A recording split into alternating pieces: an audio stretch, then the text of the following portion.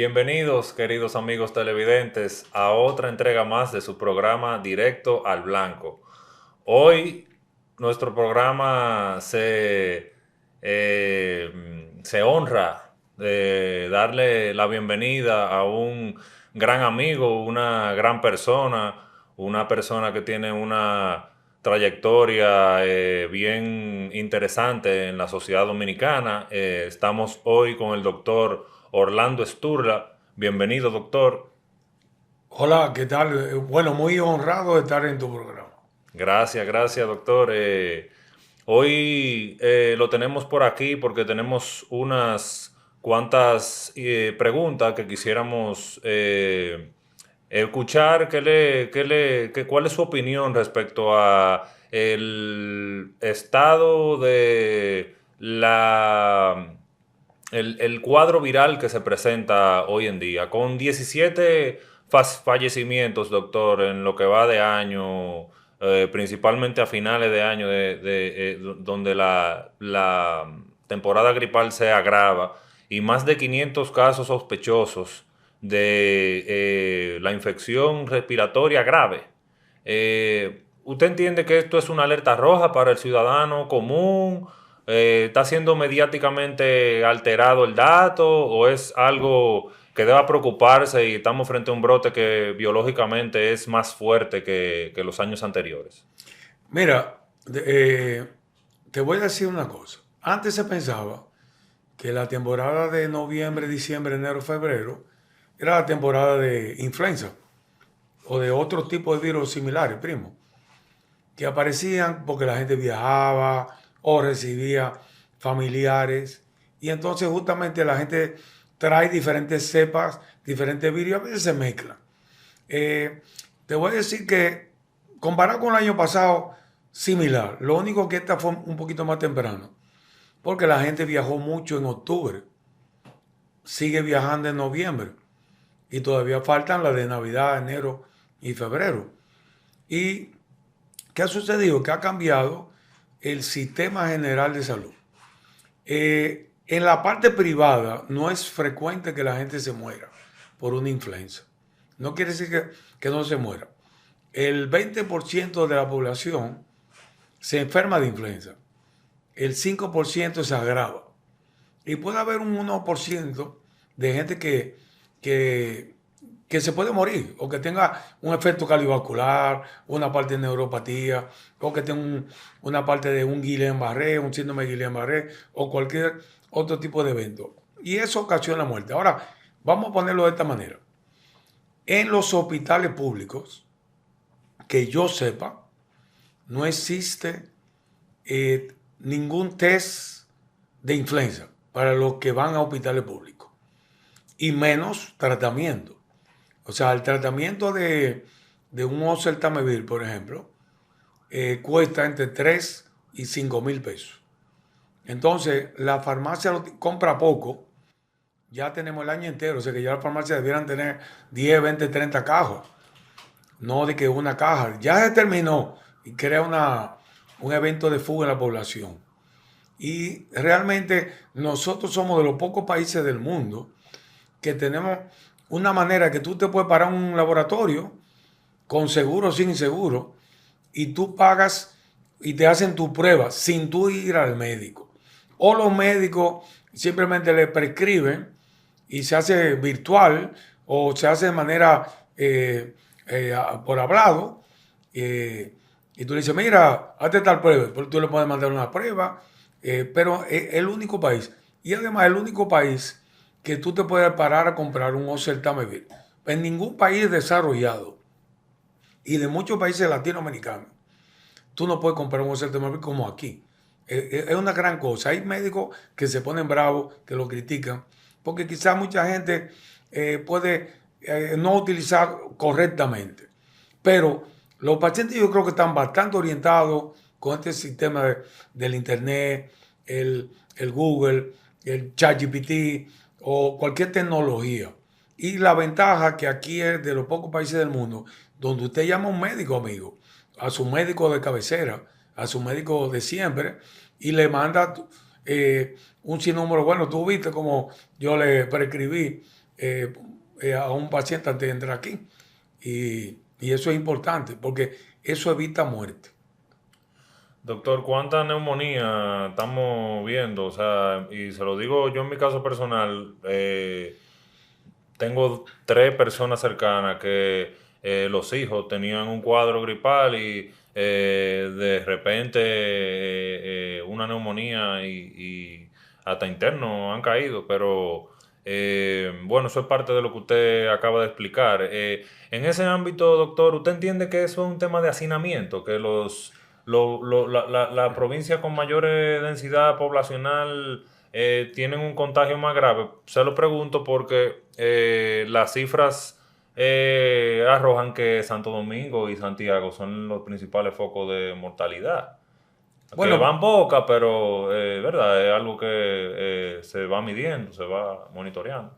bueno, en primer lugar, en esas poblaciones tenemos la mayor cantidad de personas de República Dominicana y la mayor afluencia de turistas, entonces, y de visitantes. Entonces, la realidad es que si tú comparas con el tiempo, por ejemplo, yo le digo a la gente, báñense en la piscina, váyanse a la playa, salga al sol, coma fruta, cosas que habitualmente en una isla debiéramos hacerlo más frecuente, pero la gente lo que hace, como bien tú dices, se hacina, se agrupa, se tranca, se mete en sitio oscuro. Y los médicos le dicen, no salga, no te pega, se mascarillan. Hay gente que está solo en su casa con una mascarilla. Es un disparate. Es un disparate. O sea, es un disparate. Usted, si va a un centro de salud, para usted no contaminar a los otros, usted pone una mascarilla. O usted se pone una mascarilla con fines en algunos centros donde puede haber una posible infección. Pero la realidad que la gente debe salir al aire libre. La gente debe caminar más. La gente debe comer más fruta. La gente, voy a hacer un tono jocoso, los endocrinólogos no quieren que la gente coma fruta. En teoría, según los pacientes. Porque yo nunca oigo ningún endocrinólogo que diga que no coman fruta. Una cosa es que no coman dulce, que que no coman bizcocho, que no coman un sinnúmero de cosas que son dañinas, lata, etcétera, etcétera. Pero la realidad es que uno debe deambular, salir. A mí me pregunta la gente, ¿por qué usted nunca le da nada? Aún en contacto. Y la razón es esa. Yo me meto en la piscina, me meto en la playa. Viene el aguacero y yo salgo a bañarme al agua de toda la vida de chiquito. Ayer me reía yo con unos familiares que vienen de Estados Unidos y dicen, no, no lo voy a meter en la piscina porque le va la gripe. Digo, pero que la gripe no te da una piscina. La gripe te da de un ser vivo a otro ser vivo. Y luego, ahora tenemos mucha influenza A, mucha influenza B, virus sincitial. Entonces, en los hospitales, yo tengo en duda de que un hospital pueda decir que tenga una cantidad X, porque en los hospitales no existe ese laboratorio de viral. Un panel respiratorio cuesta entre 9 y 14 mil pesos. Un hospital no, ¿verdad?, que va a tener eso. La prueba de influenza, o las pruebas de los paneles de 4, que son influenza A, B, virus sincitial y COVID, que es muy interesante, es una combinación bien buena, cuesta igual que el examen normal de la influenza. Entonces yo creo que ahí es donde los sistemas de salud, los sistemas privados, los laboratorios, tenemos que sentarnos a ver la humanidad. Y entonces entender que esas pruebas que no cuestan eso, se baje el precio. O que permitan que algún centro tenga un centro de referencia donde la gente pueda por 200, 300, 400, 500 pesos hacerse una prueba y tener un diagnóstico. Entonces el problema también es que tú dices, hay muchos niños, pero a mí me llama la atención y se lo critico a muchos compañeros médicos que indican acitromicina por una influenza, que indican amoxicilina clavulánica por una influenza, indique antivirales. Los médicos deben aprender a usar antivirales. Y si no lo hacen, pues refiéralo, porque lo que no puede pasar es que un niño en una escuela vaya, contamine el curso entero, porque el médico no le quiso dar un antiviral. Y es mejor que ese niño quede 2 días fuera de la clase, que se mejore, que se tome su antiviral y si tiene que quedarse 3 o 4 o 5, pues mejor. Porque una vez comienza a llegar ese primero, automáticamente el curso entero se va y el colegio también. Entonces ahora tenemos muchos casos. Cuando la gente sale del colegio, automáticamente baja la cantidad de casos. Doctor, y qué bueno que usted abordara ese tema desde esa perspectiva, porque mi siguiente pregunta era, ¿cuál usted entiende que debe ser la alerta para un padre? Por ejemplo, 48 horas de fiebre o fiebre más de 39. ¿Cuál es el síntoma que usted definiría como que el niño no tiene una gripecita y tiene que irse a una consulta? Mira, yo tengo la suerte de ver embarazadas, niños de todas las edades, adultos, adultos mayores. Yo veo la familia entera, los bisnietos, los nietos, los padres, los abuelos, los bisabuelos. Es una gran cosa porque es una manera fácil de yo entender. Cuando usted no trata un niño con un antiviral, no hay ningún libro, ningún sitio que diga que no se da un antiviral en una persona que tiene una influenza positiva. Y mucha gente dice, no, ya tú tienes 3 días, no te voy a dar. Pero resulta que la influenza dura 10 días. O sea que si usted en esos 10 días no le da un antiviral, usted va a seguir la familia entera. Y lo peor del caso, mira, por ejemplo, ahora hay pocos antivirales en las farmacias, no en el país. Y hay que tener en cuenta que los laboratorios se van el 14 y el 15 y las farmacias se quedan sin abastecimiento. Todo el mundo se va de vacaciones hasta el 7, 8, 9 de enero y la gente le cuesta conseguir su medicamento. Yo les recomiendo que el que se pueda vacunar, que se vacune, que le caiga bien su vacuna, el que vaya al médico preventivamente, como hacen cada vez más pacientes míos, donde van a la consulta y van de viaje a países fríos o a países de hacinamiento o a áreas donde van a contaminarse probablemente y donde frecuentemente lo han hecho anteriormente y por experiencia se van preventivos con su medicamento. Porque en todos los países del mundo tú tienes que ir a un médico. Y te para una emergencia lo único que te indica es un acetaminofén. No te indica un antiviral ni muerto.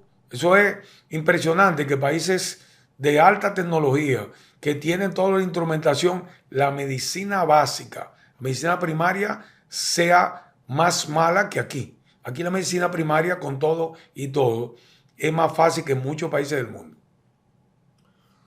Doctor, y em, un país que, digamos, invierte poco en salud, con alrededor del 3% del PIB, más o menos invertido en ese sector. Usted hablaba de los recursos para las pruebas y los paneles. Ante un brote como este, ¿están preparados los hospitales para recibir esos pacientes, digamos, las camas, los broncoscopos, toda la Instrumentación. utilería que se necesita? ¿Usted entiende que está preparado o estamos, como quien dice, eh, eh, Deficiente. no, no tenemos equipamiento, estamos desequipados. Bueno, mira, la medicina, yo creo que lo que hay que tener es buen médico. Y los médicos tienen que tener más humanidad. La enfermera hay que revisarla. El personal de salud en general, en todo el país, en todos los países del mundo, es altanero, es inhumano. Realmente puede aparecer gente decente que tenga deseo de entregar conceptos de salud. Y los médicos trabajan de una manera paupérrima. La gente que se queja, pero todavía yo estaba viendo la revisión de los seguros médicos y todavía hay médicos que le pagan 200 pesos una consulta. Es un seguro médico. Seguro que más paga quizás 3,000 pesos y da más vuelta que no te voy a decir que los chinos, porque para no ofender a los chinos, porque los chinos tienen mucha tecnología, tienen medicina básica fácil, tienen medicina tradicional, nosotros tenemos que sentarnos a revisar, porque no importa el secretario de Salud Pública, no importa quién sea, puede intentar, pero hace un hospital nuevo y los mismos pacientes desbaratan el hospital. Hay gente que dice, no, que se lo roban. No, lo destruyen. Destruyen los hospitales, destruyen la indumentaria. No, hay tecnología cara. Por ejemplo, yo te voy a decir, yo vine en 1991 y lo que yo aprendí en 1991, aunque me sigo reentrenando, yo hago el 5% de los conocimientos míos. ¿Por qué? Porque aquí no hay tecnología. Nosotros tenemos endoscopio, pero ¿qué pasa? ¿Cuántos hospitales tienen endoscopio disponibles? Y una cosa es que la misma gerencia, las mismas administraciones de los hospitales entorpece el que un paciente se vaya a operar. Le piden 50,000 cosas. Hay que hacerla fuera de los hospitales. Si lo ponen dentro del hospital, se pueden pasar 6 meses para hacerse una cirugía, para hacerse una endoscopía. Y si por una casualidad aparece un médico o quien sea que dice, no, no se puede. Y yo creo que eso es importante, no criticarlo. Vamos a poner un granito de arena. Cada vez que usted salga y vaya al hospital, no importa la parte suya, sea médico, sea enfermera, sea camillero, sea laboratorista, sea seguridad, esté pensando que usted tiene salud. Y yo creo que eso es importante, que todo el mundo, si tú tienes un mal enfermero, un mal distribuidor del área administrativa, por ejemplo, yo te voy a poner un caso de la clínica privada. Llegó a las 12 del día y entre las 12 y las 1 de la tarde todo el mundo está comiendo. Y yo digo, pero ¿cómo va a ser que duren 2 horas comiendo? Nosotros los médicos comemos cuando terminamos. El personal entero se va de 12 a 1. Y entonces el del seguro, todo el mundo, o sea, habiendo mucho personal, los cajeros. Entonces tú ves que una cosa que dura 10 minutos, 15 minutos. Por ejemplo, yo le decía a un seguro médico, ¿por qué ustedes no tienen un sistema de tarjeta de crédito que usted simplemente la pasa igual? No tenga usted que llamar a un anormal, a una gente pesada, a una gente que es inhumano, que si tú tienes una rayita, que si el médico escribió feo, que si la fecha no se ve bien, entre comillas, te la devuelve. Eso es salud lo que usted está haciendo. Entonces, todo ese tipo de personas hay que votarlo. Esa gente hay que sacarlo de todo el área de salud. El que no está trabajando con deseo, sáquelo. Hay mucha gente que quiere trabajar. Hay que supervisar que se haga un trabajo bondadoso, con deseo. Entonces, cuando comencemos con eso, va a venir la indumentaria de la tecnología. Porque entonces vamos a tener, ¿qué necesitamos en tecnología? No necesitamos tecnología gratis, cara. Lo que necesitamos es una tecnología que se mantenga, que se le dé servicio, que no se dañe, que se le dé un mantenimiento y que cueste lo menos posible. Ya, por ejemplo, en endoscopio, los endoscopios cuestan lo mismo que en 1991. Tú te vas a reír. 23,000, 25,000, 26,000 dólares. Una torre te cuesta 100,000 dólares. Pero ya tú no necesitas una torre. Tú tienes un endoscopio hasta descartable que te puede durar 3, 4, 5 usos, que tiene otro sistema. A mí me gustan más los otros que funcionan mejores, no se dañan, tienen una capacidad de luz, de fotografía mejor, se puede hacer con el celular. Yo creo que la tecnología es barata. Lo que pasa es que lamentablemente hay gente que se gana 1%.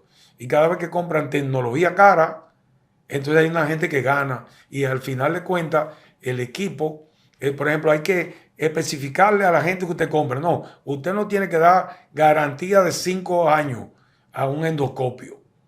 O de 10 años, de 7 años, igual que los carros.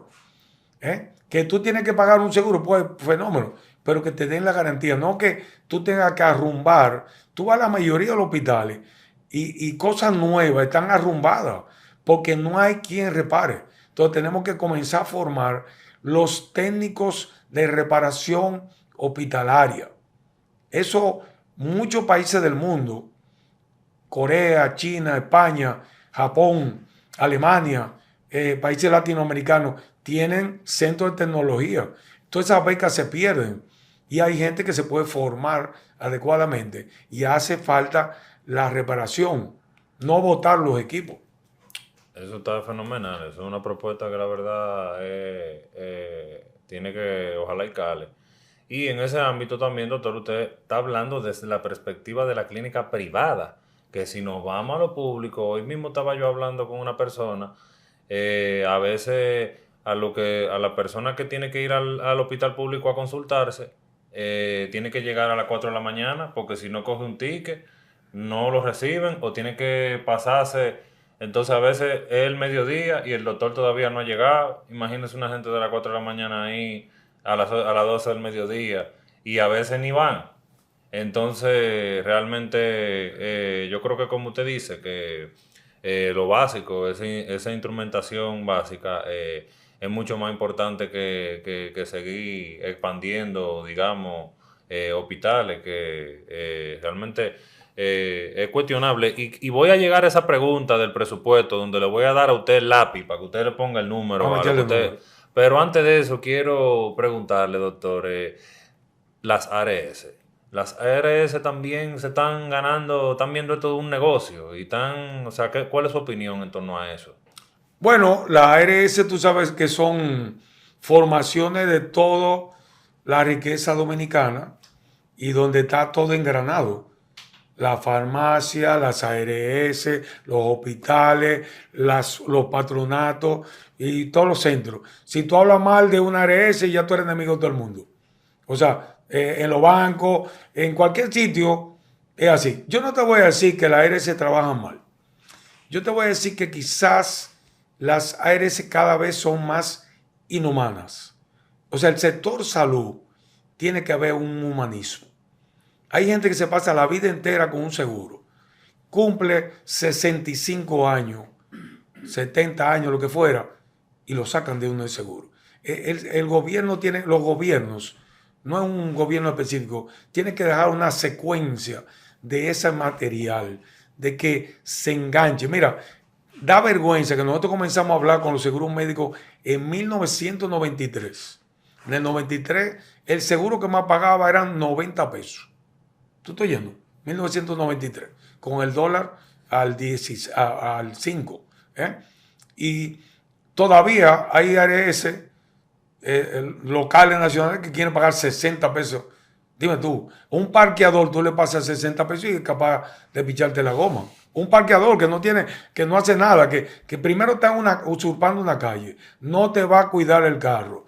Pero si tú no le diste algo, ese mismo, la próxima vez que tú te pares, te va a pichar la goma o alguna cosa, olvídate de eso. O sea, no hay seguridad en eso. Entonces yo creo que la ARS, primero, tenemos Proconsumidor, que la mayoría de la gente no lo utiliza, que funciona bastante bien.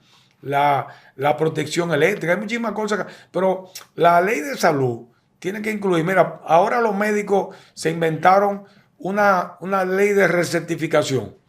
Y los otros días discutíamos con la parte de la sociedad y yo le decía, ¿cómo va a ser que yo, que hice mi especialidad aquí, que hice mi pasantía, que formé, o sea, fui a centros gratis, que me formé aquí como internista, que me gané mi beca y mi ingreso a la residencia en un hospital, una sola persona, de 3.500 que ingresaron en asistencia, entre ellos solo, como dominicano. Y me gané también como europeo. Entonces me tocaron las dos. No había manera de deshacerla. Tuve que terminar las dos. Gracias a Dios me combino por otro lado. Pero, ¿qué pasa? Tú tienes que pensar que el que viene de allá para acá, que se ha gastado una millonada, porque el médico tiene que gastar un dinero fuerte para hacer especialidad fuera del país. Te tiene que gastar, las becas no te dan, las becas te las dan tarde, no te llegan y te pones a esperar la beca, no terminan. Y así hay muchísimas becas de muchos sitios.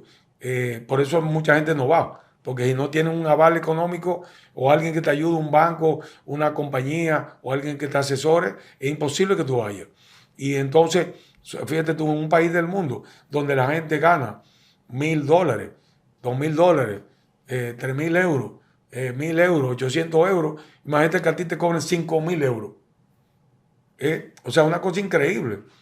La gente va a Cuba, que tiene una formación bastante interesante, pero hay que pagar más que en México, más que en cualquier otro país. Entonces aquí quizá yo creo que tenemos que sentarnos y reorganizar. Yo sé que hay mucha gente que tiene eso, pero necesita una voluntad de los dominicanos, que todos los dominicanos, en vez de poner una piedra, de poner un peñón, ponga un granito a favor. No es que a todo el mundo usted le pone, usted va con una certificación y si se le vence se embromó. Ya usted tiene que volver otra vez a hacer lo mismo.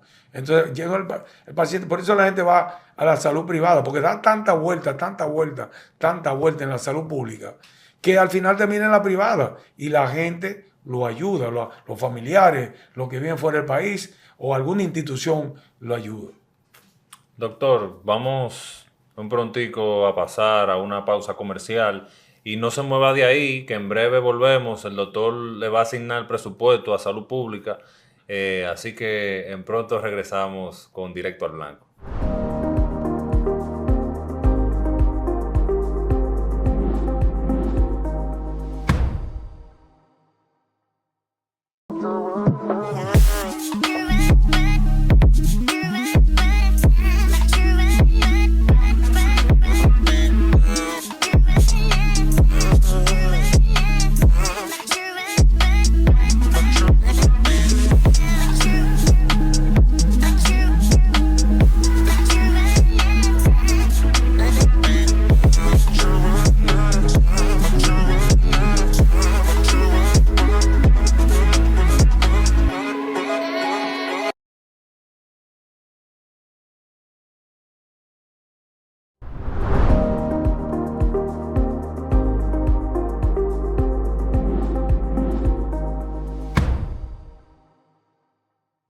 Estamos de regreso, amigos televidentes. Gracias por seguir en sintonía. Seguimos en esta magistral entrevista con el doctor Orlando Sturla, neumólogo. ¿Y qué otra especialidad, doctor? Bueno, yo hago medicina interna y lo que llaman neumología intervencionista, que justamente lo que tú decías, la tecnología.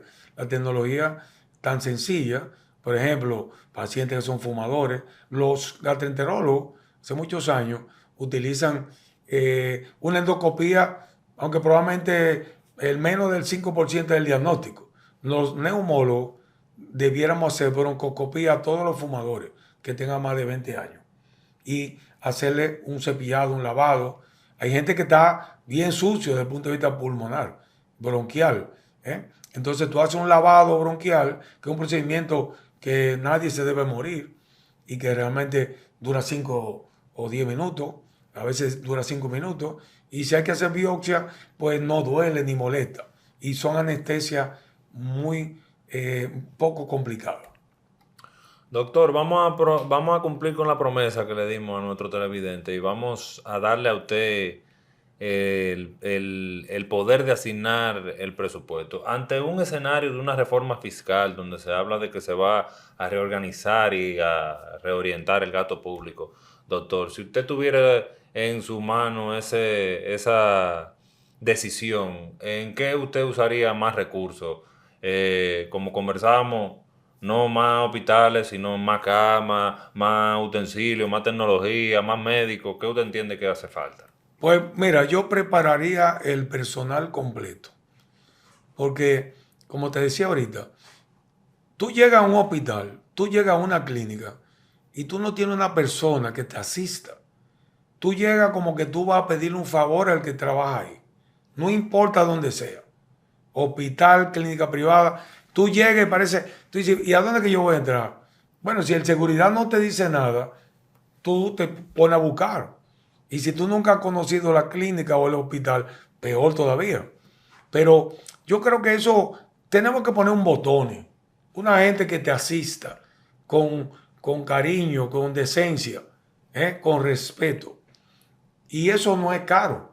Lamentablemente se pone la persona más pesada de secretaria, la persona más pesada de recepcionista, el que está en lo seguro cree que te está haciendo un favor y tiene que pensar que eso es un trabajo que usted está haciendo.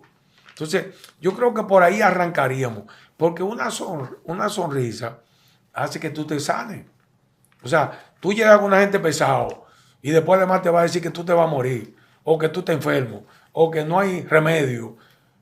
Ya comenzaste mal. Pero si tú llegaste con atención, con cariño, con respeto, no hay que estar riéndose, pero por lo menos con respeto, con cariño, y una atención, el paciente se va a curar, ya comenzó. Y hacerle la cosa menos complicada. No, que el jueves, que tal cosa. Yo creo que ya los hospitales tienen que comenzar con un celular. O sea, que tú puedas hacer. Eso de pedir tickets es un disparate. Ya gasta muchísimo. Mira, hay un centro, que yo no voy a decir cuál es, que a mí me dio pena. Porque las computadoras que estaban ahí, para un recepcionista que no sabía ni escribir, teniendo el carnet, podía escribir todo equivocado, con errores. Porque hay gente que no lee, que no ve, que no usa lentes y le da vergüenza decir yo no veo. Porque el que no ve puede decir, mira, ¿qué dice ahí, perdón? Ah, fulano.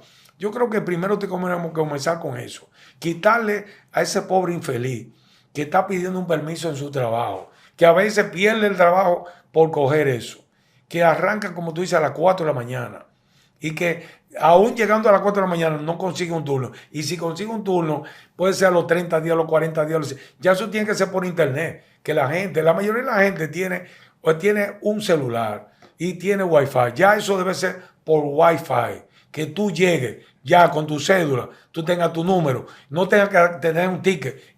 Ahora, si hay una gente, porque también hay que buscar las dos maneras. Eso es como los hospitales, los aeropuertos, que tú llegas a un aeropuerto y si tú no tienes celular te bromaste. Porque no te dejan entrar ni te ayudan en ningún país del mundo. Hay una zona donde tú te puedes parar y ayudar a una gente para que te haga el e-ticket, todas esas cosas, que es un disparate. Porque después yo he probado, sin darme cuenta, yo le he pasado e-tickets anteriores, viejo. Y digo, coño, pero mira lo que yo le he enseñado, el anterior. O sea que no leen. Es mentira, así vieron el código de barra y fenómeno. Pero yo creo que primero tenemos que comenzar con esa medicina básica, medicina primaria. Nosotros, como país, tenemos mucha gente que podemos hacer buena medicina primaria. Y no tiene que ser, puede ser desde el médico especialista hasta el médico primario, eso no importa. La medicina primaria tiene que tener especialistas y médicos generales. Tiene que tener estudiantes en formación. Tiene que tener médico en formación. Tiene que tener enfermera, camillero en formación. Todos los camilleros deben estar en potestad de sacar una parada respiratoria. O una alergia, o subir el paciente, o sea, hay muchísimas cosas que los camilleros aprenden. Y muchos de los camilleros son técnicos en enfermería, técnicos en radiología, técnicos en medicina, estudiantes de medicina, el camillero que está ahí. O sea que yo creo que nosotros podemos enseñar, pero si nosotros nos ponemos a no enseñar para que no sean competencia de nosotros. Por ejemplo, los médicos y los estudiantes y los residentes no pueden tener un certificado médico. Si se enferman, se embromaron, tienen que ir al hospital enfermos de lo que sea. Porque los profesores, otro día le decía yo a un amigo mío, es increíble que tú hagas lo mismo que todos los profesores anteriores de nosotros. Lo mismo. O sea, llega una gente enferma, tú lo estás viendo enfermo, tú lo estás viendo, tú te estás dando cuenta que está con fiebre, 40, y no le dan. O sea, es increíble. También otra cosa, porque tú seas médico, ya te quieren cobrar todo más caro. Vas a comprar un carro, no, tú eres médico más. Entonces la renta te cae atrás. La renta cree que tú estás robando. Entonces, otra cosa, yo creo que ya nosotros debiéramos dejar todos estos papeles de los seguros médicos, de la renta. Es más fácil ya, mira, cobre un impuesto que la gente no tenga que declarar y automáticamente usted tiene el banco, usted tiene una tarjeta, usted utiliza un seguro, usted tiene un carro, ahí te lo cobran. Pero es un disparate tener un sinnúmero de gente que lo que quiere es picar la mayoría de las veces, no ayudarte, y el Estado deja de ganar más de un 70% de la renta, dicho por los ministros de renta. No es que la gente no sabe cómo declarar. Es más fácil hacerlo más fácil en todo. Y la salud tiene que comenzar así, sencillo, humano. práctico para que haya mejor salud y cada día la gente que se vaya exponiendo a la medicina, porque todos nos podemos enfermar. Y el día que no enfermemos, entonces ese día, usted que fue ministro, usted que trabajó en el Estado, usted que trabajó en un banco, usted que trabajó en una fundación, ahí cuando le toca un familiar que usted le duele, que usted ve todo lo que pasa, no importa que sea su chofer, su nana, su amiga, su prima, su familiar, ahí es que usted dice, debiéramos cambiar, pero es que tenemos que cambiar todos. No, no es uno, no es el gobierno, no es el secretario, somos todos, todos tenemos que poner una granito de arena, igual que la salud de tránsito. Yo creo que esa es la mayor plaga que tenemos, el tránsito. O sea, los motores, los carros que se van en rojo, no importa si son privados o no. Hay que parar, el que no tenga placa, quítelo, el que no tenga cinturón. Los accidentes de tránsito, aquí se gasta más en traumatismos, en rehabilitación, en cirugía, de choques ocasionados porque la vía tiene un hoyo, porque el motor se pasó en rojo y el carro le dio, y entonces el carro es el culpable. O el motor se le trae al otro y lo mata. O sea, un motorista se le trae a uno. En estos días se murió el hijo de un amigo mío porque se encontró un hoyo. Y con el hoyo, en un motor grande, se disparó y chocó. Bueno, no hicieron nada porque se murió instantáneamente. Por un hoyo en la República de Colombia. Y así hay muchísimos hoyos en muchísimos sitios. La gente está utilizando patinetas, bicicletas, motonetas, eléctricas o no. Yo creo que nosotros tenemos que sentarnos y no es multar a la gente, es orientar. Yo creo que debemos comenzar primero con las zonas centrales y después irnos a los barrios y darle más deporte. Porque la gente quiere acabar con la criminalidad, pero hay que darle educación, trabajo, deportes, estímulo para que esos muchachos, no importa si son delincuentes o no, cambien. La iglesia hace un trabajo muy bonito, pero la iglesia no aporta otras cosas. Entonces yo creo que los ministros, vamos a felicitar a los ministros de cultura, a los ministros de deporte, que se van por todos esos sitios, ponen una canchita, ponen algo para que el barrio tenga algo deportivo. Claro. Eso es salud. Doctor, y qué bueno que usted aborda ese tema desde esa perspectiva, porque mi pregunta iba por ahí más o menos. Denos el kit de supervivencia. Estamos en diciembre, época de mucho frío, mucha gente enferma, uno está rodeado de gente que... ¿Cómo sobrevivimos?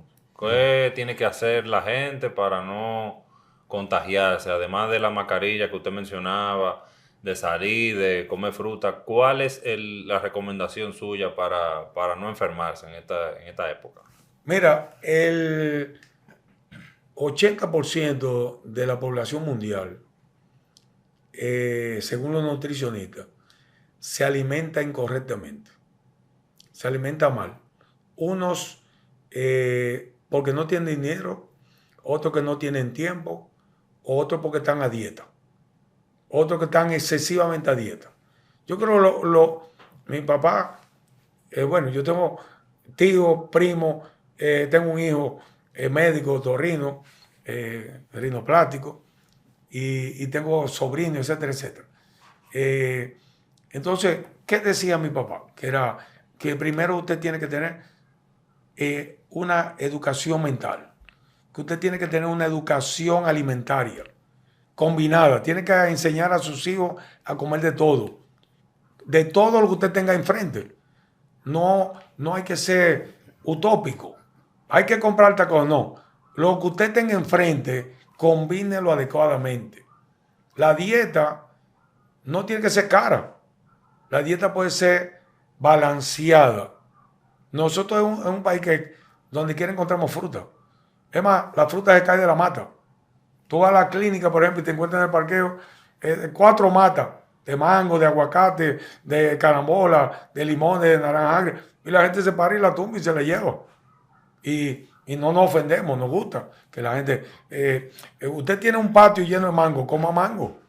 Usted tiene, lo que usted tenga, aprovéchelo, oriéntese. Porque ya hoy en día usted se entra al Instagram, usted entra al internet, usted entra a lo que usted quiera, ¿eh? A la televisión, o programas como los tuyos, programas de radio, programas de televisión, o los live que hacen. Ya la gente te explica cosas que tú tienes en tu casa. Pero la gente, yo creo que lo peor es la educación alimentaria. Usted tiene que aprender a comer de todo. Vuelve y cómaselo. Pruébelo. Comamos menos lata, menos cosas que tengan conservantes. Comamos más saludable. Si vamos a tomar leche, vamos a apoyar a la gente que hace leche correcta. La gente que hace con menos dulce. Las harinas que tienen menos daño. Vamos a apoyar a ese tipo de gente. Vamos a intentar que la gente se alimente correctamente. Y vamos a intentar, porque la gente cree que el ejercicio hay que ir a un gimnasio. Los gimnasios son fabulosos. Hay mucha gente, es una manera fácil de no enfermarse. La mayoría de la gente que se enferma no va al gimnasio, pero con uno solo que vaya, ahí se agarró todo el mundo. Entonces yo creo que al aire libre, hay gente que puede hacer calistenia. No hay nada mejor que la calistenia que uno hace en su casa. Usted coge 5 o 10 minutos, las artes marciales, tai chi, la parte de cualquier arte marcial que usted haga, no importa el que sea, le da, porque la salud tiene que ver, salud mental, física, social. Fíjate tú. Y si usted no tiene esas 4 cosas, usted está mal. Y luego está la socioeconómica. Usted puede tener de todo, si usted no tiene amigos, usted no hace nada, teniendo de todo, trabajando todos los días, llegando a su casa y no juntándose con sus amigos. Hay que juntarse con los amigos. No hay vivir en la calle. Júntese, dedíquese 10, 15 minutos y vea a alguien. Yo me río porque yo muchas veces estoy hablando con los guardianes y mi esposa me dice, wow, y duraste 30 minutos, que había mucho tapón. Y yo no, estuve hablando con uno de los guardianes. ¿Y de qué hablaste? No, de pelota, de religión, de música, de lo que sea, hasta de alimentación. Y yo creo que si usted orienta todos los días a alguien en la calle, usted se para y lo que le sobre de ropa, de zapatos, de lo que usted tenga, o de comida, párese y compártala con el que quiera recibirlo, porque también eso es así. Ahora tú le regalas a cualquiera indigente en cualquier parte del mundo y puede tener un problema. Yo fuera de aquí, muchas veces salimos a restaurantes y cosas así, o cuando salimos a los congresos, hay muchísimas cosas que nos regalan. Y nosotros, la gente que está por ahí, de una manera muy afectiva, la recibe. Aquí la gente pide de manera habitual, viene con unos cartelones, me caí, tengo 15 años de albañil, lo mismo, y tú le preguntas, ¿y cómo se pone tal cosa? Nunca ha sido albañil, pero hay un letrero. Entonces yo creo que sí, eso hay que resguardarlo. El que está en la calle, nosotros tenemos, no hay que sacarlo, ni matarlo, ni meterlo preso. Vamos a ponerlo a estudiar, todo el que está ahí, vamos a ponerlo a trabajar, vamos a ponerlo a darle un trabajo sencillo. Yo estuve recientemente en Salvador, y de la última vez que yo había ido, que había que ir con un chaleco bala, con una blindado, no podía salir del hotel. Yo anduve de norte a sur, de este a oeste, por todos los lados, a todos lados, y yo no vi un policía. La gente, bueno, decidió, vamos a terminar con esto, y la gente se pusieron de acuerdo. Todo el mundo va a trabajar para el país. Entonces yo creo que nosotros tenemos que sentarnos. Los ladrones, los buenos, los malos, los regulares, tenemos que sentarnos. Vamos a arreglar en nuestro país. Después que arreglemos nuestro país, nosotros le vamos a aportar a los países al lado, como Haití. Haití hay que ayudarlo, pero hay que darle trabajo. Vamos a sentarnos, orientarnos. Yo sé que es complicado. Tenemos años en nosotros para Estados Unidos, Haití para acá, México para Estados Unidos, los americanos para otra área. Yo creo que nosotros, el mundo entero, es inmigrante. Y los inmigrantes son los que por lo general llevan las diferentes culturas. Educación, religión, alimentación, deportes y educación. Entonces, ese granito de arena, que es lo que tú haces con tu programa, un granito de arena. Vamos a poner un granito de arena. Levántese todos los días levántese y haga una meta. Vamos a poner un granito de arena. Porque si los médicos lo hacemos, si los artistas, la música, la música, yo le digo a los pacientes de edad, en vez de usted agarrar con un terapeuta que le va a romper un brazo o le va a hacer, si tiene una osteoporosis, póngase a bailar, hágase su ejercicio en su casa, haga su movimiento, comparta con su familia, disfrute, póngalo viejo. La gente mayor lo trancan, lo quieren proteger demasiado y los niños por igual. Usted tiene que darle diversión, amor, cariño, dedíquele tiempo. Vaya y visite a sus amigos, vaya y visite a sus vecinos. Nosotros somos de los pocos países que visitamos a los vecinos, que conocemos a los vecinos y que compartimos con los vecinos. Yo creo que eso es un país maravilloso.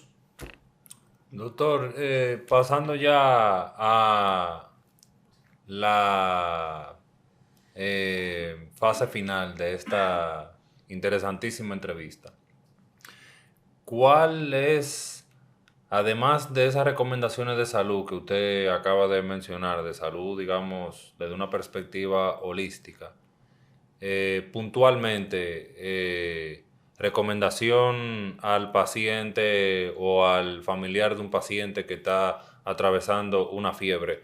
¿Qué hacer, qué no hacer?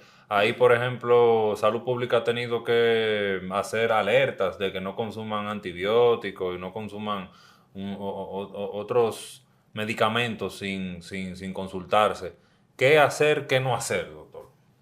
Yo creo que lo primero es, si usted tiene un médico cercano, no importa la especialidad, llame a su médico que usted le tenga confianza. Escríbale. A mí me escriben a la 1, a las 2, a las 3, a las 4 de la mañana. Y yo le contesto. Si estoy durmiendo, pues lamentablemente, ¿verdad? Pero si me despierto por alguna razón, yo creo que nosotros tenemos la facilidad en este país de hablar con cualquier médico. Hay médicos que están en la televisión. Hay médicos que dan recetas por televisión. Hay médicos naturistas, médicos básicos que hacen programas de medicina. Y yo creo que la gente pueda asesorarse fácil. No espere los 48 horas. Yo no estoy de acuerdo. No estoy de acuerdo con esperar 48 horas. La gente que tiene 40 temperaturas, vaya ese mismo día al médico. Vaya, llama al médico, escríbale. Escriba un programa de radio, de televisión, de lo que usted quiera. Ahí todos los días, ahí, en toda la edad, en todo el día, aparece muchísimos programas en Instagram. Métese en la computadora, métese en lo que usted quiera. Llame a alguien, no espere 48 horas. Porque hay gente que hace encefalitis, hay gente que hace neuritis, hay gente que hace pericarditis, hay gente que hace infarto, hay gente que se complica su efecto cardiovascular, su efecto neurológico. Y luego es difícil retornarlo y es caro. Y los medicamentos cada día son más caros y más difícil de la gente comprarlo. Yo creo que es importante acudir. Vaya a su médico. Vaya a su médico. Yo veo a todos los pacientes que me llaman y le escribo y le mando recetas y me dicen, te van a demandar. Bueno, me van a demandar, pero me fui contento. Pero lo más importante es recibir asistencia de salud. Si usted ve que un médico lo que le indica un acetaminofén, ese no es el médico suyo. Si usted tiene fiebre, hay que investigar cuál es la causa de la fiebre. Hay que sentarse y examinarlo. Los niños tienen muchas enfermedades. Por eso existen los pediatras. Pero a veces los pediatras no le quieren dar medicamentos entendiendo que le van a hacer daño con un medicamento. Pero cuando usted tiene una gripe, por ejemplo, una influenza, que es lo que tenemos ahora, una epidemia, un brote epidémico, pues vamos a ponerlo de esa manera, brote epidémico de influenza y otros virus, vaya a un médico que maneje ese tipo de problemas. Porque si usted va al médico 90 veces, la gente malgasta ir a la emergencia. En la emergencia, el médico que está en la emergencia, el 90% de lo que quiere salir de usted, no le va a indicar. Me duele la cabeza, te indica algo para la cabeza. Dígale todo lo que usted se sienta, todo lo que usted cree y todo lo que usted leyó. Y es importante intimidarlo. O sea, intimarlo. Decir, doctor, ¿y usted cree que yo me voy a mi casa y usted no me ha hecho una placa? Usted me ha hecho un laboratorio. Usted lo que me está indicando, lo mismo que yo me estaba tomando. Y yo, con ese medicamento, yo sigo igual. ¿Usted no cree que debe llamar a un especialista? Obliga al médico de emergencia que le llame un especialista. Sobre todo si usted va a una clínica privada. Todas las clínicas tienen que estar adscritos médico privado, médico especialista que tenga que ir. Y los hospitales también. A los médicos que trabajan en los hospitales le pagan también para que vaya a la emergencia. Entonces, yo creo que nosotros tenemos que organizarnos y realmente exigir la salud. No es pelear con el médico, exigir. Eso es, me recuerda España, que iba la gente en verano y dejaba a todos los abuelitos en los hospitales. Lo ingresaban y se iban de vacaciones. Y lo buscaban al mes cuando venían. Porque nadie lo iba a buscar. El hospital no le podía dar de alta. Entonces, pero cuando tú le decías a la gente, y usted va a dejar a su familiar aquí interno un mes, y usted se va a ir de vacaciones, y si su familiar se muere. Pero claro, la gente no le decía eso. Pero cuando se encontraba con un latino como yo, latino europeo, ¿verdad? Era complicado. Porque tú dices, usted se va para la playa y usted cree que usted va a disfrutar. Usted viene a dejar aquí a su abuelo porque la gente intenta intimidar. Yo creo que cuando usted va a la emergencia no puede durar 4 horas un paciente. Los pacientes tienen que, a los 20, 30 minutos de verlo, hay que comenzar a resolverlo. Y el médico de emergencia hay que exigirle 4 horas en una emergencia. No. En Estados Unidos, en muchos países del mundo, la gente dura un día entero y le indican después un acetaminofén, un ibuprofeno. No, llámeme a un especialista. Llámeme a un especialista. Que usted va con un seguro. Usted va a pagar lo que está ahí. Y si no, el que vaya, no importa el que le lleven. Doctor, ya para cerrar, denos a los televidentes su contacto y dónde pueden consultarse con usted. Pues yo estoy en la Abel González Abraham Lincoln, teléfono 809-732-5969 y 809-224-0457. A mí no me molesta que me escriban por WhatsApp. El email yo no lo doy porque quizás tardo más tiempo. Tengo otro centro que es el Centro Médico COUSE, pero básicamente donde comparto con otros compañeros y voy a otras clínicas también. Pero usted puede llamarme y si hay una orientación no tiene costo.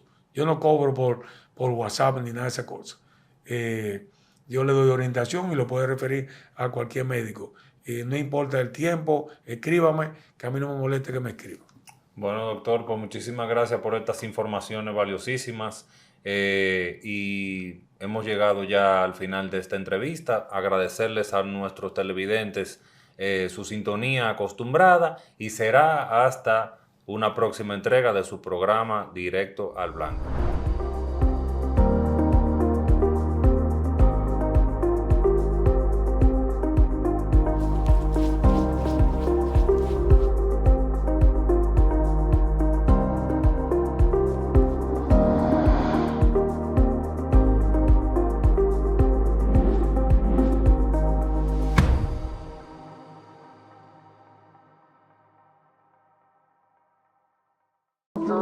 Yeah.